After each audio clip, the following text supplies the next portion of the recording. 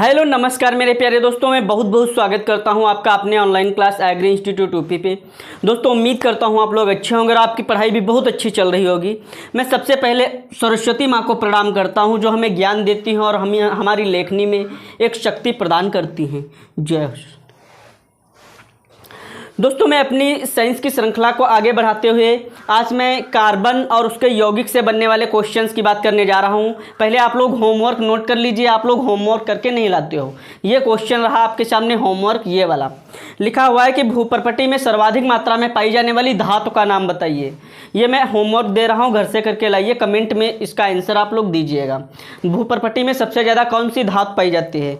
दूसरा क्वेश्चन दे रहा हूँ मैं, खनिजों में पाई जाने वाली अशुद्धियों को क्या कहते हैं। एक ये वाला क्वेश्चन है 2 नंबर, लिखा हुआ है खनिजों में पाई जाने वाली अशुद्धियों को क्या कहते हैं। ये होमवर्क हैं, इनका कमेंट में आप आंसर दीजिए। अगर पिछली क्लासें आपने ली होंगी तो बहुत ही इंपॉर्टेंट क्वेश्चंस हैं, ये पूछे जाते हैं। कहते हैं कि रखौसला और मंजर भी आएगा, प्यासे के पास चलकर समंदर भी आएगा, थक कर ना बैठे मंजिल के मुसाफिर, मंजिल भी मिलेगी और मिलने का मज़ा भी आएगा। बिल्कुल मज़ा आएगा दोस्तों, जब मंजिल मिलेगी बहुत मज़ा आएगा। देखो पहला क्वेश्चन है आपके सामने, लिखा हुआ है कि किस भाषा का शब्द है, मतलब कार्बन जो होता है, कार्बन ये किस भाषा का शब्द है। तो कार्बन की अगर मैं बात करूं तो ऑप्शन दिए हुए हैं, ग्रीक भाषा का है, लैटिन भाषा का है, पाली है, संस्कृत है, मतलब प्राकृत है। तो देखो इसमें ग्रीक भाषा और लैटिन भाषा ये 2 हो सकते हैं, पाली और प्राकृत तो हो ही नहीं सकते हैं। तो इसका सही आंसर क्या रहेगा, कार्बन जो होता है किस भाषा का शब्द है, ये लैटिन भाषा से लिया गया है, लैटिन भाषा के कार्बो से लिया गया है। आपसे पूछा जा सकता है कि कार्बन जो है ये लैटिन भाषा के किस शब्द से लिया गया है, तो कार्बो से लिया गया है। ठीक, 2 नंबर क्वेश्चन की तरफ हम बढ़ते हैं। आप लोग फटाफट शेयर कीजिए, सब्सक्राइब कीजिए, अगर समझ में आ रहा हो तो लाइक भी कीजिएगा। होमवर्क क्वेश्चन है, उनका कमेंट में आंसर भी दीजिएगा। देखो 2 नंबर क्वेश्चन लिखा हुआ है कि लैटिन भाषा के शब्द कार्बो का अर्थ क्या होता है। मैंने अभी बताया कि कार्बन जो है लैटिन भाषा से लिया गया है, अब इसमें मैंने बताया था कार्बो से लिया गया। अब कार्बो का अर्थ क्या होता है, तो अगर मैं कार्बो की बात करूँ तो देखो ऑप्शंस आपके सामने दिए गए हैं। कार्बो का अर्थ होता है कार्बन मतलब कोयला, या फिर कार्बन, या फिर लोहा, या फिर ये सभी, कोयला, कार्बन, लोहा, ये सभी। तो कार्बो जो होता है इसका अर्थ क्या होता है, इसका अर्थ होता है बेटा कोयला। कोयला से बना है कार्बो, और कार्बो बना है लैटिन भाषा से। ठीक, समझ में आया हो। अब मैं 3 नंबर क्वेश्चंस की बात करता हूं। देखिए आप लोग स्क्रीन पे 3 नंबर क्वेश्चन देख सकते हो। प्यारे बच्चों क्या लिखा हुआ है, 3 नंबर क्वेश्चन लिखा हुआ है कि वायुमंडल में कार्बन डाइऑक्साइड की मात्रा बताइए। बहुत ही प्यारा क्वेश्चन है, वायुमंडल में कार्बन डाइऑक्साइड की मात्रा पूछ रहा है। ठीक, पहला ऑप्शन दिया गया है 0.02%, फिर दिया गया है 0.03%, फिर दिया गया है 21%, फिर दिया गया है 78%। तो वायुमंडल की जब हम बात करते हैं तो इसमें 0.02% जो ये पहला ऑप्शन दिया गया है, ये क्या होता है जानते हो आप लोग। ये 0.02% जो होता है ये होता है कार्बन और उसके यौगिक, जैसे कि आपका होता है कार्बोनेट्स, सल्फेट कार्बोनेट्स, ये सब तरीके से होते हैं, वो होते हैं 0.02% कार्बोनेट्स जो होते हैं। और जो 2 नंबर ऑप्शन दिया गया है 0.3%, ये होती है 0.03, ये होती है CO2। This is very important question, triple star इस पे लगा लीजिए। आपसे बहुत ज़्यादा क्वेश्चन पूछा जाता है कि वायुमंडल में कार्बन डाइऑक्साइड की मात्रा कितनी होती है, CO2 की मात्रा। तो याद कर लेना, इसका ऑप्शन ये वाला सही रहेगा, 0.03%। ठीक, अब लिखा है 21%, तो इसको भी एलिमिनेट करते हैं हम। तो 21% पाई जाती है O2, क्या पाई जाती है, O2 पाई जाती है 21%। ठीक, अगर आपसे पूछा जा रहा है कि ऑक्सीजन वायुमंडल में कितनी पाई जा रही है तो 21%। अब बचा आपका 78%, तो 78% जो होता है ये पाई जाती है बेटा, क्या पाई जाती है, नाइट्रोजन, इसको कहते हैं N2। नाइट्रोजन कितनी पाई जाती है वायुमंडल में, 78%। ऑक्सीजन कितनी पाई जाती है, 21%। और कार्बन डाइऑक्साइड कितनी पाई जाती है, 0.03%। और जो कार्बन के और यौगिक होते हैं जैसे जैसे कार्बोनेट्स और इस तरीके से, वो सब पाए जाते हैं 0.02%। ठीक, तो कार्बन डाइऑक्साइड की मात्रा कितनी है, बहुत इंपॉर्टेंट क्वेश्चन है, 0.03% होती है। अब हम बात करते हैं 4 नंबर क्वेश्चन की, आप लोग देख सकते हो, ये रहा 4 नंबर क्वेश्चन। तो दोस्तों 4 नंबर क्या कह रहा है यहाँ पे, कार्बन का परमाणु क्रमांक क्या होता है, 1 होता है, 8 होता है, 7 होता है कि 6 होता है। तो देखो अगर मैं यहाँ पे बात करूँ नंबर 1 की, तो 1 किसका होता है, हाइड्रोजन का। हमारे साथ में लिखते रहना, 1 किसका होता है, हाइड्रोजन का होता है। फिर दिया गया है 8, तो 8 किसका होता है, 8 O2 का होता है, O2 माने ऑक्सीजन का होता है। फिर दिया गया है 7, 7 किसका होता है, N2 का होता है, नाइट्रोजन का होता है। फिर अगर मैं बात करूँ कार्बन की, तो कार्बन का होता है 6। ठीक, तो यहाँ से सही आंसर क्या रहेगा, 6 वाला। नेक्स्ट क्वेश्चन की मैं बात करता हूँ 5 नंबर क्वेश्चन आप लोग देख सकते हो, लिखा हुआ है बायोगैस का मुख्य अवयव क्या होता है। तो बायोगैस का मुख्य अवयव क्या है, एलपीजी है या फिर सीएनजी है या फिर पेट्रोलियम है या फिर कार्बन है। तो बायोगैस जो होता है इसका मुख्य अवयव क्या होता है। अगर मैं इसकी बात करता हूँ तो देखो एलपीजी की अगर फुल फॉर्म की बात करूँ, कभी कभी पूछ लेता है आपसे, एलपीजी का फुल फॉर्म क्या होता है,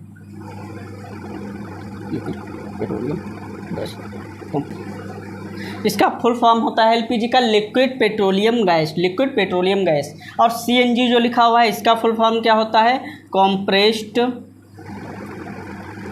इसका फुल फॉर्म होता है कॉम्प्रेस्ड नेचुरल गैस। ठीक, और इसका सही आंसर क्या होगा, जो आपकी बायोगैस होती है इसका मुख्य अवयव क्या होता है, सीएनजी होता है। सही आंसर रहेगा सीएनजी, कॉम्प्रेस्ड नेचुरल गैस। ठीक, और बायोगैस का मुख्य अवयव सीएनजी है। एलपीजी का full form liquid petroleum gas है। पेट्रोलियम तो आप लोग जानते ही हो, और कार्बन नहीं होगा इसका आंसर। ठीक, तो सही आंसर क्या रहेगा, सीएनजी। नेक्स्ट क्वेश्चन की मैं बात करता हूं, आप लोग देख सकते हो 6 नंबर लिखा हुआ है कि कार्बन के कितने अपर रूप होते हैं। कार्बन के कितने अपर रूप होते हैं, ऑप्शन दिया गया है 1, 2, 3, 4। तो अगर मैं बात करता हूं यहाँ पे कार्बन के अपर रूप की, तो कार्बन के कितने अपर रूप होते हैं, 1 होता है, नहीं होता है, 3 होता है, 3 होते हैं, हाँ राइट, यहाँ पे आंसर रहेगा 3। कार्बन के कितने अपर रूप होते हैं प्यारे बच्चों, 3। कौन कौन से होते हैं, पहला अपर रूप होता है हीरा, दूसरा होता है ग्रेफाइट, दूसरा अपर रूप क्या है, ग्रेफाइट, और तीसरा अपर रूप क्या है इसका, फुलरीन। इसको फुलेरीन कई लोग भी कह देते हैं, फुलरीन। तो कार्बन के केवल 3 ही अपर रूप हैं। कार्बन के कितने अपर रूप हैं, 0, 3 अपर रूप हैं। कौन कौन से, हीरा, ग्रेफाइट और फुलरीन। तो कौन सा सही आंसर रहेगा इसका, 3 वाला, 3। ठीक, अगला देखो 7 नंबर क्वेश्चन आप लोग देख सकते हो, स्क्रीन पे है, सकते हो, लिखा हुआ है कि ग्रेफाइट जो होता है विद्युत चालकता प्रदर्शित करता है, ऐसा क्यों होता है। षटकोणीय संरचना के कारण होता है कि मुक्त इलेक्ट्रॉन के कारण होता है, या फिर ए व बी दोनों, या फिर इनमें से कोई नहीं। तो इसका सही आंसर क्या रहेगा। मैं अगर बात करूं ग्रेफाइट की, किसकी बात करूं प्यारे बच्चों, ग्रेफाइट की। तो देखो ग्रेफाइट जो होता है इसकी षटकोणीय संरचना होती है, ये भी सही है, और इसमें मुक्त इलेक्ट्रॉन पाए जाते हैं, ये भी सही है। तो इसका सही आंसर हो जाएगा ए व बी दोनों। इसका सही आंसर क्या रहेगा, ए व बी दोनों। देखो ग्रेफाइट होता क्या है, पेंसिल आप लोग देखते हो, इसकी जो नोक होती है इसमें ग्रेफाइट पाया जाता है। पेंसिल की नोक में ये नोक ग्रेफाइट की ही बनी होती है। इसमें विद्युत तो चल सकती है, करंट चल सकता है, इसको किसी सॉकेट में लगाओ तो इसमें करंट आ जाएगा, लेकिन इसमें ऊष्मा नहीं चल सकती है। मतलब इधर की नोक गर्म करोगे तो इधर नहीं गर्म होगी, लेकिन करंट अगर इधर लगाते हो तो इधर आ जाएगी। और ग्रेफाइट से कौन से सवाल बनते हैं, ग्रेफाइट से पहला सवाल बनता है कि जो बड़ी बड़ी कारखाने होते हैं, मशीन्स होती हैं, उसमें हम स्नेहक के रूप में इसका प्रयोग करते हैं। किसके रूप में, स्नेहक।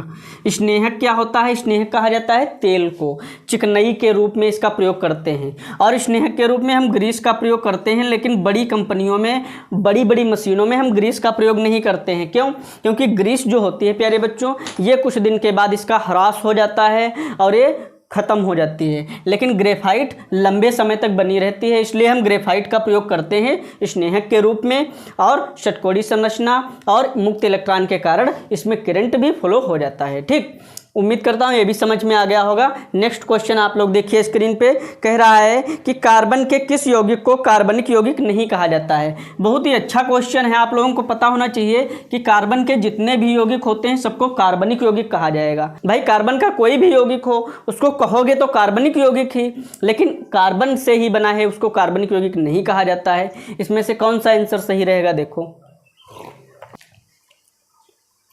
बताइए कौन सा आंसर सही रहेगा इसमें से। पहला कह रहा है कि कार्बन के ऑक्साइड जो होते हैं, दूसरा कह रहा है कार्बोनेट्स, तीसरा कह रहा है हाइड्रोजन कार्बोनेट्स, और या ये सभी। तो कार्बन के ऑक्साइड होता है मतलब CO2, तो CO2 को क्या हम कार्बनिक यौगिक कह सकते हैं? नहीं। ठीक, तो ये भी सही रहेगा, दूसरा वाला भी सही रहेगा, तीसरा वाला भी सही रहेगा, चौथा। अर्थात ये सभी जो होते हैं, तीनों नोट कर लेना, केवल 3 ही हैं ये वाले जिनको हम कार्बन के यौगिक नहीं कह सकते हैं। बने कार्बन से ही हैं लेकिन कार्बनिक यौगिक नहीं कह सकते हैं। ठीक, ऐसे समझ लीजिए। नेक्स्ट क्वेश्चन की बात हम करते हैं। देखो नेक्स्ट क्वेश्चन स्क्रीन पे आ गया है, यूरिया की खोज किसने की थी?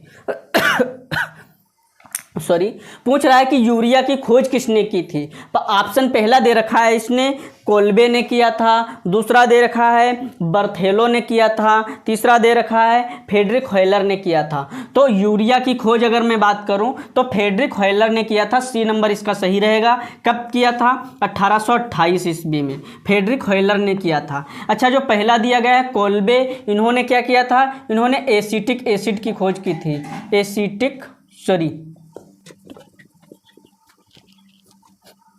तो यहाँ पे देखिए जो कोल्बे थे इन्होंने क्या किया था? Acetic acid. बहुत पूछा जाता है कि एसिटिक एसिड की खोज किसने की, तो कोल्बे ने की। कब की थी? 1845 में की थी। ठीक, और जो ये दिए गए हैं 2 नंबर, ये कौन से दिए गए हैं? बर्थेलो। इन्होंने क्या किया था? बर्थेलो ने मेथेन गैस की खोज की थी। किसने? किसकी खोज? मेथेन की। कब की थी? 1856 ईस्वी में। ठीक, और यूरिया की खोज फ्रेडरिक हॉयलर ने 1828 में किया था। उम्मीद करता हूँ ये भी समझ में आ गया होगा। नेक्स्ट क्वेश्चन ये रहा आपका, देख सकते हो। कह रहा है कि हाइड्रोकार्बन यौगिक किसे कहते हैं? हाइड्रोकार्बन यौगिक किसे कहते हैं? पहला ऑप्शन दिया गया है कि जिसमें केवल हाइड्रोजन होता है, दूसरा ऑप्शन दिया गया है कि केवल ऑक्सीजन कार्बन होता है, तीसरा दिया गया है हाइड्रोजन और कार्बन दोनों होते हैं। ठीक, तो देखो हाइड्रोकार्बन, इसकी अगर मैं बात करूँ, इसका संधि विच्छेद आप लोग करोगे, जान जाओगे हाइड्रोकार्बन किसे कहते हैं। लिखो हाइड्रो प्लस कार्बन। अच्छा, हाइड्रोकार्बन कितने प्रकार के होते हैं ये क्वेश्चन हमने पूछा अभी? ये भी नहीं पूछा है। हाइड्रोकार्बनिक यौगिक किसे कहते हैं ये पूछा है। तो हाइड्रोकार्बनिक यौगिक देखो, हाइड्रो से हाइड्रो मतलब H होगा प्लस C होगा। अब इसमें से देखो H और C दोनों जब होंगे तभी हाइड्रोकार्बन बनेगा। केवल हाइड्रोजन है ये गलत है, केवल कार्बन है ये भी गलत है, हाइड्रोजन और कार्बन दोनों ये सही है। हाइड्रोकार्बन यौगिक किसे कहते हैं? जिसमें हाइड्रोजन भी हो और कार्बन भी हो, उसे हाइड्रोकार्बन यौगिक कहते हैं। उम्मीद करता हूँ ये भी समझ में आया होगा। नेक्स्ट क्वेश्चन देखिए, कह रहा है कि हाइड्रोकार्बन यौगिक कितने प्रकार के होते हैं?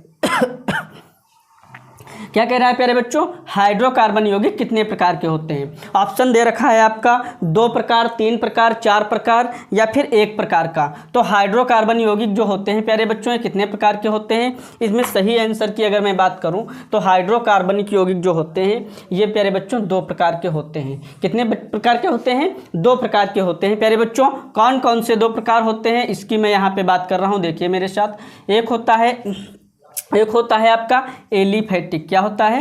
एलिफैटिक। एक होता है प्यारे बच्चों एलिफैटिक हाइड्रोकार्बन और एक होता है एरोमेटिक हाइड्रोकार्बन। एरोमेटिक हाइड्रोकार्बन, यहाँ पे लिख लेना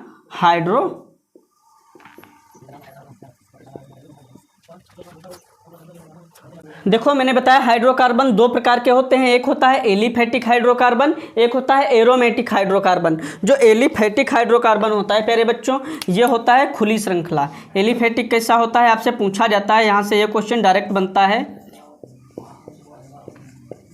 आपसे डायरेक्टली क्वेश्चन पूछ लेता है कि खुली श्रृंखला के हाइड्रोकार्बन कौन से होते हैं, तो आप लोग बताइएगा एलिफैटिक।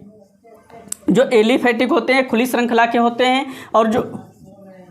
और जो 2 नंबर है एरोमेटिक, ये कैसे होते हैं प्यारे बच्चों? ये बंद श्रृंखला के होते हैं। कैसे होते हैं? बंद श्रृंखला के होते हैं। बंद श्रृंखला खुली श्रृंखला जानते हो, मतलब इसमें जो कार्बन होगा इससे वो चारों तरफ से इन बंधों से बंद होगा। ठीक, और इसमें जो कार्बन होगा वो चारों तरफ से नहीं बंद होगा। एक तरफ 2 लगा दिए, एक तरफ 2 लगा दिए, और इधर देखो खुला है, इधर से भी खुला है, इधर से भी खुला है। ठीक, इस तरीके से होता है। ये खुली श्रृंखला का होता है और वो बंद श्रृंखला का होता है एरोमेटिक।